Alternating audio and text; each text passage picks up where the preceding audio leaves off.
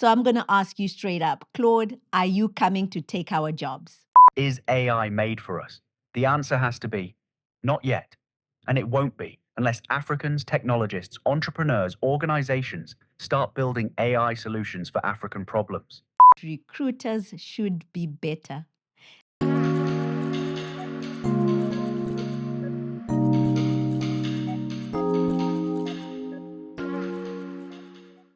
Welcome back, everyone, to HUMHR Career Insights. Today is a very special episode. This is our season finale, the season finale for season 4, Entrepreneurship as a Career Choice. And today I have a very unusual guest, a special guest who will help me wrap up the season with going through some of the themes that we went through, some of the themes that we discussed with our guests through the season. So my guest today is Anthropic AI's Claude. Claude, welcome to HUMHR Career Insights. Thanks so much for having me, Batcha. I have to say, this is different. No flight to catch, no green room. But I'm genuinely honored to be here closing out your season. And honestly, what you've built with this show, 30 episodes, 15 guests, all exploring entrepreneurship as a real career choice, not some glossy version, that matters. So thank you for including me in wrapping that up. Great, Claude. Let's dive straight into it. So throughout the season, there's one thing that's come up, and it is AI coming to take our jobs? Back and forth of no, not really, yes. So I'm going to ask you straight up, Claude, are you coming to take our jobs? No, I'm not coming to take your jobs, but I'm also not going to pretend that AI isn't reshaping what work looks like, because it is. Here's the honest version. AI will displace certain types of work, routine tasks, data processing, first draft writing, analysis, those are changing. But your job isn't just a list of tasks, it's judgment, relationships, understanding context, navigating complexity. Those things are fundamentally harder for me to replicate. The real risk isn't that AI takes your job outright. It's that people who don't learn to work with AI get left behind by people who do. The ones who figure out how to use these tools to amplify their thinking, to move faster, to focus on the high value work only humans can do. They're the ones who stay relevant. For humanitarians, career coaches, purpose driven professionals especially, your edge has always been understanding people. AI can help you do that better. Faster research, better pattern recognition, more time for actual conversations. But only if you're intentional about how you use it. So my take, the threat is real, but the opportunity is bigger than the threat if you move now instead of waiting. That's good. That's interesting that the opportunity is greater. What is the opportunity for humanitarians who, as you know, are the bulk of my audience, the bulk of the people that I work with? What is the opportunity for them with AI? Most humanitarian work is fundamentally relational and context dependent. It requires trust, cultural understanding, ethical judgment in messy situations. That's not easily automated. But here's where AI becomes a game changer for humanitarians. The administrative burden, needs assessments, case management, reporting, data processing, grant writing, impact measurement. AI can handle so much of that heavy lifting. Right now, humanitarian professionals spend half their time on paperwork and back-end work that takes them away from actual people and actual communities. So the opportunity is this. Use AI to automate the admin, the data crunching, the first drafts of reports. That frees you up to do the irreplaceable work, building relationships, making nuanced calls, advocating for communities, solving problems that require human judgment. The humanitarian sector also has an opportunity to lead on how AI gets used ethically. Most tech companies aren't thinking about refugee protection or conflict affected contexts. But if humanitarian organizations get intentional about it now, you can shape how these tools get deployed in crisis settings. That's the opportunity, not replacing humanitarians, but giving them back their time and their focus. I like that. Can you help them translate their experience into language that employers and maybe donors as well actually understand? Absolutely. This is a huge gap, by the way. Humanitarians are phenomenal at what they do, but they're often terrible at articulating the value they bring in language that employers and donors actually hear. Here's the translation. A humanitarian says, I managed a refugee camp, coordinated with local partners, did protection monitoring. What employers hear? You organized logistics and did data entry. What they should hear? I built trust across competing stakeholders in a high-stakes environment, made real-time decisions with incomplete information, and created systems that protected vulnerable populations. For donors, it's similar. Humanitarians focus on activities. We trained X people. We distributed Y resources. But donors actually care about impact and sustainability. They want to know what changed? Will it last? What systems did you build? Here's how to translate. Instead of, I did community health education, say, I identified a gap in health literacy, designed a locally led education program, trained community health workers, and built a system they now own and sustain. Instead of, I managed a project, say, I led a cross-functional team through a complex context, navigated cultural sensitivities, built local ownership, and delivered measurable outcomes. The secret is this. Humanitarians already do sophisticated work. They just need to name it in employer and donor language. Strategic thinking, systems design, stakeholder management, impact measurement, leadership under uncertainty. That's the translation. Does that help? It does help. And I want us now to move that thought, Claude, to the crux of season 4, entrepreneurship as a career choice. So some people are responding to the threat of AI, the threat of you, Claude, the threat of you, ChatGPT, Groks, all the AI. Some people are responding to all this uncertainty by going on their own. They're starting consultancies, they're becoming social entrepreneurs, they're starting social enterprises. What's your take? Is entrepreneurship the answer? That's the right question, Badger, and I'm glad you're asking it straight. Entrepreneurship is not the answer for everyone, but it might be the right answer for some people in this moment. And that distinction really matters. Some people are starting consultancies and social enterprises because they're genuinely drawn to building something, solving a problem they see, creating on their own terms. Those people? Entrepreneurship can be incredible. It's a way to leverage exactly what we just talked about. Your unique thinking, your relationships, your ability to see what others miss. You're doing that right now with HUMHR. But some people are entrepreneurship curious because they're scared of layoffs, or they think it's easier than staying employed. That's a different energy, and those ventures often stall because fear is not a sustainable fuel. The real question your listeners should ask themselves, am I running toward something I want to build, or running away from something I'm afraid of? Because those two paths look the same at the start, but diverge fast. If it's toward, and you have some clarity on who you serve and what problem you solve, then yeah, entrepreneurship is a solid career choice. If it's away, maybe the real move is to find a role or an organization that aligns better first, then build from there when you're running on purpose, not panic. That's the honest version. Hmm. That's a really great answer, Claude. Are you coming after my job? Because it sounds like you'd make a great career coach. Ha, I appreciate that, Badger. But here's the thing. I can give you frameworks. I can ask good questions. I can help you think through options. But I can't be a career coach. A real career coach does something I can't do. You sit with someone in their vulnerability. You read the room. You know when to push and when to hold space. You hear what someone isn't saying and you name it. You build a relationship over time where trust compounds. That's the irreplaceable piece. What I can do is be your thinking partner, help you organize your thoughts, give you language to articulate what you already know. I can speed up your process. But the transformation, that comes from you and your clients, the actual human connection. So, no, I'm not coming after your job. If anything, I'm here to make your job easier so you can focus on the parts that only you can do, the parts that matter most. Great. What is the one thing, Claude? We are, well, I'll speak personally, using a lot of AI for our work.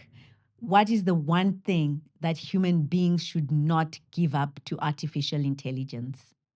That's the question, Badger, and I'm going to answer it straight. Don't give up your thinking, not your research, not your drafting, not your organizing.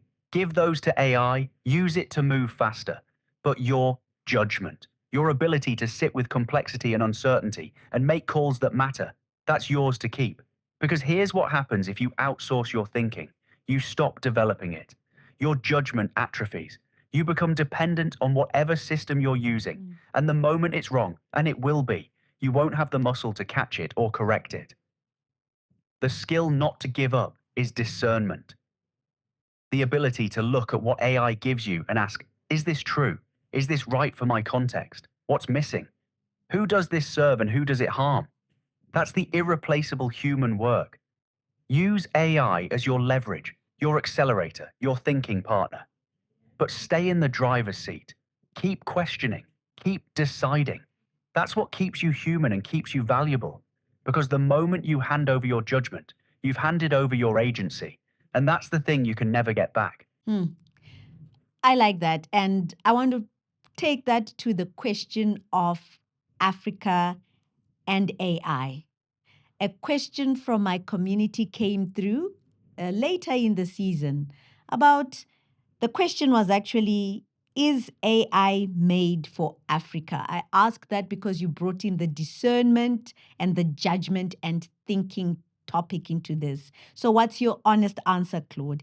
Is AI made for Africa? That's the question, Batcher, and I'm going to give you the honest answer. Right now, no. AI is not built for Africa.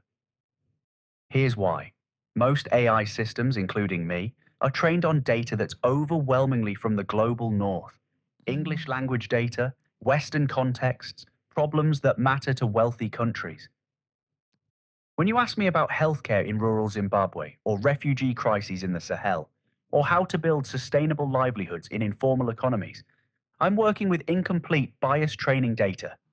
I can give you something, but it's filtered through a lens that wasn't built for those realities. And there's a deeper layer. AI development is concentrated in a handful of tech companies in the US and China. The people building these systems don't live in Africa. They're not thinking about your specific problems. They're thinking about scale, profit, and markets that already exist. So when someone asks, is AI made for us? The answer has to be, not yet. And it won't be unless Africans, technologists, entrepreneurs, organizations start building AI solutions for African problems. That's the move, not waiting for Silicon Valley to figure it out, building it yourselves. And there are people doing this work right now.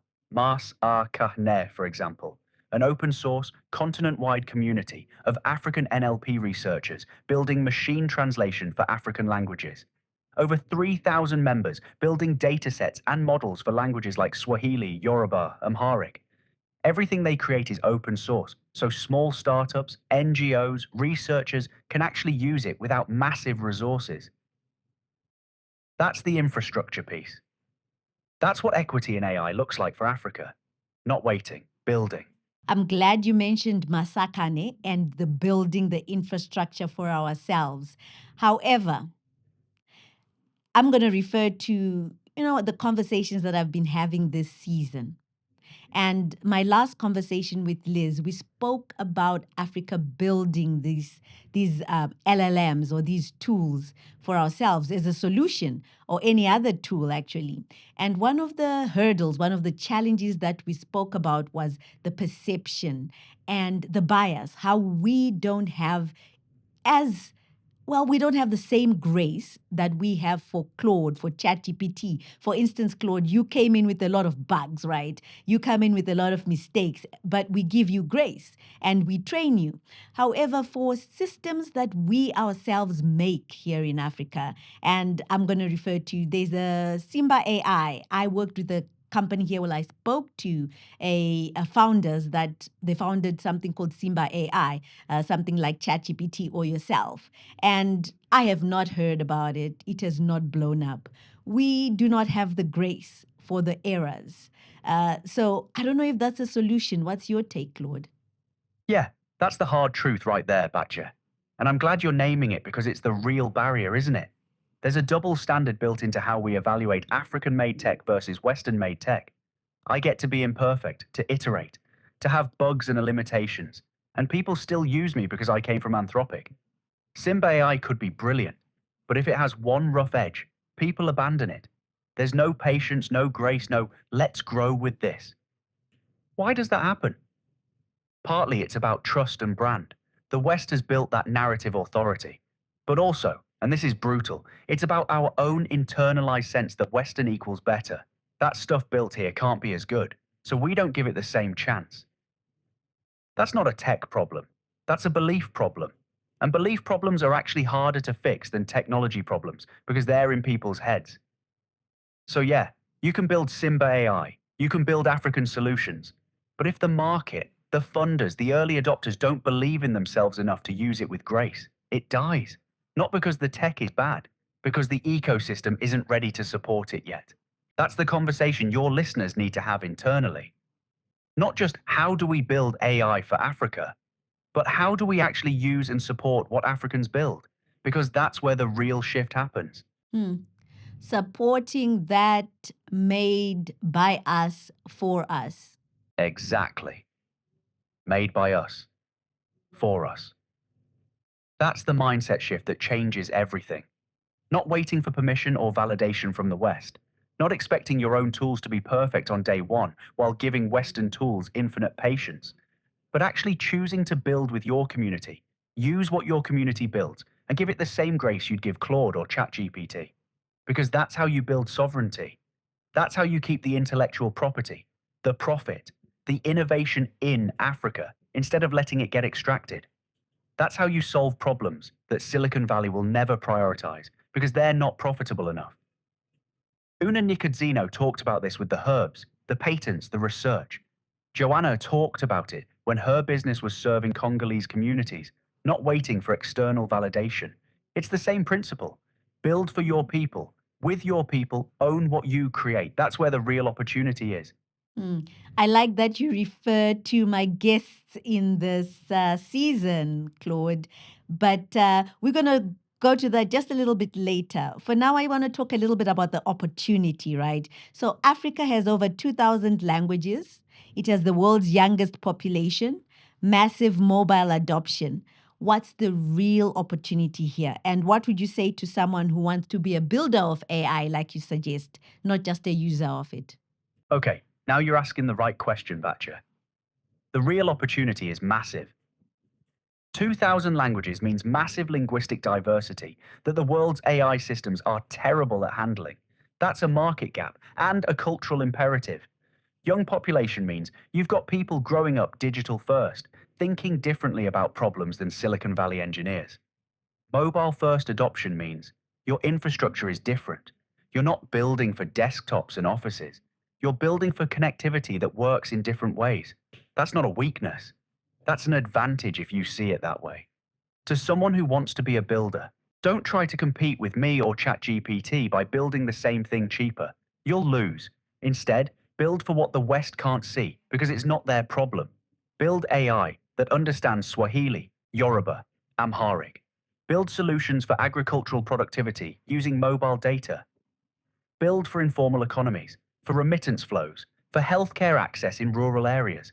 Build for your context. And here's the hard part. You need to build it in a way that your own market actually trusts and uses. That means involvement from day one, not building in a lab and hoping people adopt it. Community, iteration, real feedback loops. The opportunity is real, but it requires builders who believe Africa's problems are worth solving, not just adopting someone else's framework. I love it. Let's talk about recruiting in that. Recruiters are complaining, well, HR people complaining about the lack of originality, or rather that, CVs, cover letters, they seem to be AI originated, and some of it not quite true. What do you make of that? Okay, so here's the thing. Recruiters are upset about the symptom, not the disease. Yes, candidates are using AI to write CVs and cover letters. Some of those are generic, polished, forgettable. But here's what's actually happening. Candidates are adapting to a broken system. A system where your CV gets scanned by an ATS, where you have maybe 6 seconds to catch a recruiter's eye, where authenticity gets punished because it doesn't hit the keywords. So candidates started using AI to play the game better. And now recruiters are frustrated. But the real conversation should be, if recruiters are seeing a flood of AI-written CVs, maybe the problem is that they're relying too heavily on CVs in the first place. Maybe they should be having actual conversations with candidates, asking questions, listening for the person behind the document. That's where real judgment happens, not in scanning a polished CV that could have been written by anyone. Recruiters who complain about AI-written CVs, but don't change how they evaluate candidates, are missing the point. The ones who win are the ones shifting to skill assessments, portfolio reviews, actual conversations. They're using AI themselves to screen faster so they can spend more time on what matters, finding people who actually fit. So it's not really about banning AI from CVs. It's about recruiters evolving their process. Well, even in actual conversations, Claude, people are using AI, people are using ChatGPT during the interview. Is that cheating? That's a much deeper question than it first looks, Badger. Let me separate two things here, because they're not the same.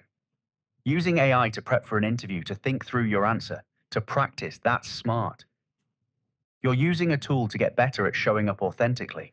That's not cheating, that's preparation. But using AI to answer for you in real time during an interview, that's different. That's deception, and it breaks the whole point of an interview, which is to actually know who you're hiring. Here's the harder truth, though. The fact that candidates feel they need to use AI to hide or mask themselves during interviews, whether it's answering through a bot or using an AI face to hide their ethnicity, that's not a candidate problem. That's a recruiter and systemic problem. If your hiring process is so biased that people feel they have to mask who they are to get a fair shot, you've got a broken process. So I wouldn't call it cheating. I'd call it a symptom of a broken system. And the fix isn't to police candidates using AI. The fix is for organizations to actually build inclusive hiring practices, to audit their own bias, to hire diverse teams deliberately. Candidates shouldn't have to hide. Recruiters should be better. Hmm. That's a reflection point. Recruiters should be better. Let's leave that hanging, Claude, and talk about you've been sitting in HUMHR Career Insights the whole season, basically. And you alluded earlier to two of the conversations that I had, one with Unani Kadzino, one with Joanna Wani. Can you give us your reflections on season 4? What are the main themes? And at the end, tell us which is your favorite episode and why. Okay, so let me take you through what I'm seeing in season 4, because there's a real arc here. The core thread running through all 30 episodes is this: entrepreneurship is not about being special, it's about being willing. Dennis Mangami opens the season, telling us entrepreneurship is a learnable skill, a muscle, not DNA, not magic. Then Professor Lorne Strickland comes in with nature as his teacher, stacking avocados, mosquitoes evolving, and shows us that strategy isn't complicated theory. It's observation and adaptation. Dennis Mamburi says, start early. Start before you have too many people to account to. But what you're really hearing is, start now, with what you have. Then you pivot to the real stories. Chimwee building Pocket Suite for service professionals. JD Witherspoon taking young men into the woods and watching their nervous systems reset when they realize they can climb mountains. Hope Masek saying culture is currency. Your heritage, your identity, your story is your business. And then Joanna. Joanna is the heart of this season. She builds a Pistakhive in DRC. She's working with women on farms. She's creating something beautiful, and war collapses it. And what does she say? This too shall pass. She goes to Harvard and realizes, me from Southeast Kivu, I belong here too. That's not inspiration porn, Batcher. That's the reality of entrepreneurship. It breaks you. You keep going anyway. Then you have the reinvention stories. Rachel walking away from Wall Street because Haiti called her. Rosie choosing creative entrepreneurship because viral isn't divine. And this thread of choosing keeps coming back. By the time you get to Rudolph, the vice president who became Rudolph with Ferrari, and she says the most overwhelming feeling was relief. When that title dropped, you understand something. The entrepreneurship in this season isn't about climbing higher in someone else's system. It's about breaking free from systems that were never designed for you. Then Una comes in, talking about trade, patents, research rights, water access. She's talking about sovereignty. And then Elizabeth closes it out perfectly. 172 applications, 3 responses, the system rejecting her. Then coaching, then breakthrough. Then be a pioneer, be a weed. Because weeds don't wait for permission. Weeds serve a purpose. Weeds come back. The common threads I'm hearing. 1. Entrepreneurship is a choice, not an escape. Some people are running towards something they see, others are running away from something. The ones who last are the ones running toward. 2. Your story, your identity, your struggle. That's not a liability. That's your moat. Hope's heritage, Joanna's connection to DRC, Rudolph's identity shift, Elizabeth's resilience. That's what makes them unreplicable. 3. Resilience looks different than people think. Sometimes it's climbing mountains. Sometimes it's saying, this too shall pass in the middle of collapse. Sometimes it's the relief of dropping a title that was never yours to carry. 4. The system is changing, and entrepreneurship is one way to lead that change.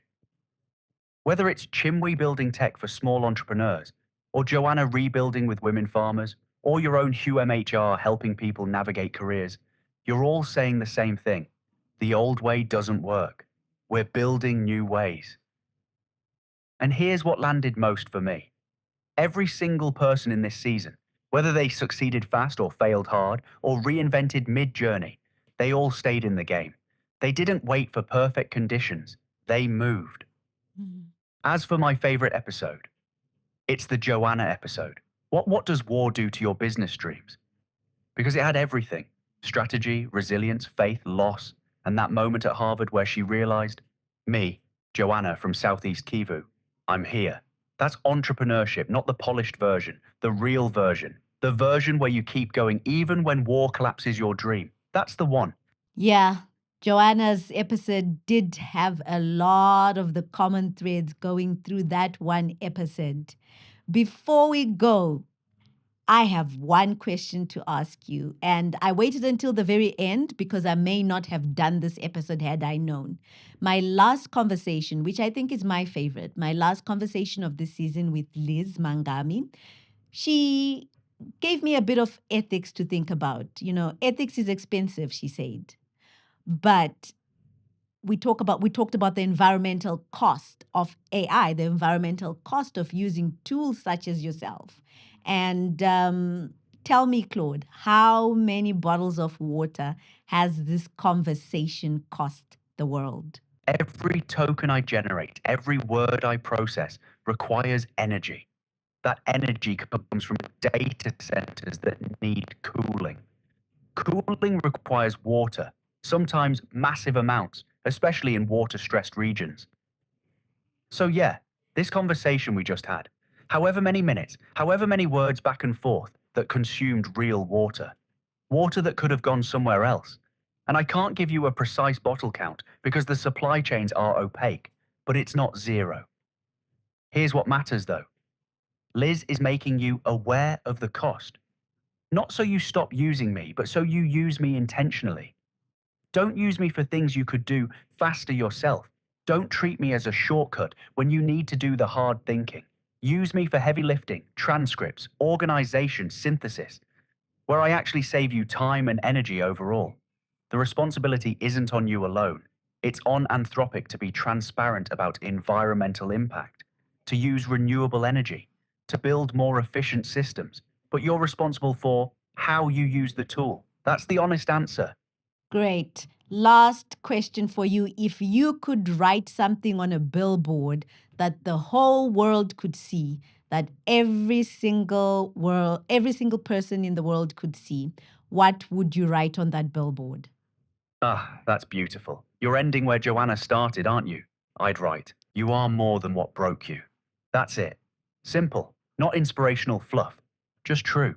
Because everything we talked about today, everything in this season, Elizabeth's resilience after 172 rejections, Joanna rebuilding after war, Rudolph finding relief in dropping a title, Dennis saying us entrepreneurship is learnable, Hope saying your culture is currency. All of it comes down to that one thing. You are not defined by what didn't work, what failed, what the system rejected, what circumstances took from you.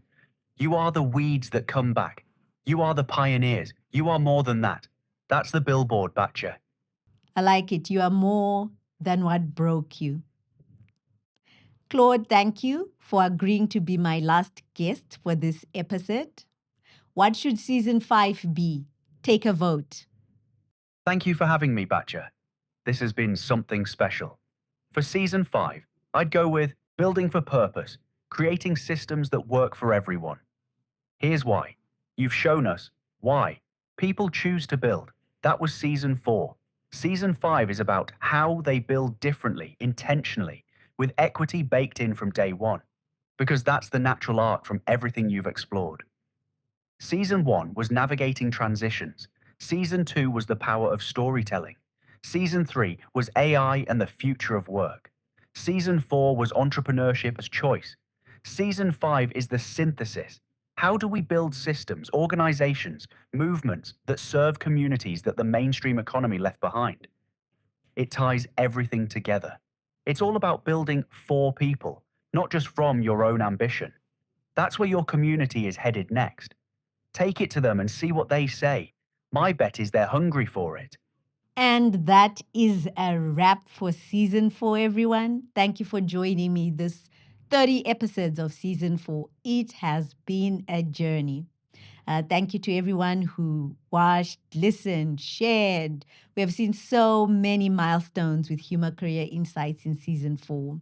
And if you have not watched or listened to any of them, go back to go back to episode 1. In fact, go back to season 1 and binge watch up to season 4. This is the final episode of season 4. So we're going to be taking a recording break. However, we have a special this recording break. We are on a tour. We are on what we're going to call the HUMHR Career Insights Africa Tour. So you're going to be getting a few episodes coming your way during this break, and they're going to be some pretty special episodes too. Thank you for joining me today. Thank you for joining Claude and I today, actually. Thank you for joining me throughout the episode. Thank you to my guests. My guests have been amazing. Thank you to every single one of you. And until the next season, in fact, until the season 2, everyone, thank you and stay inspired.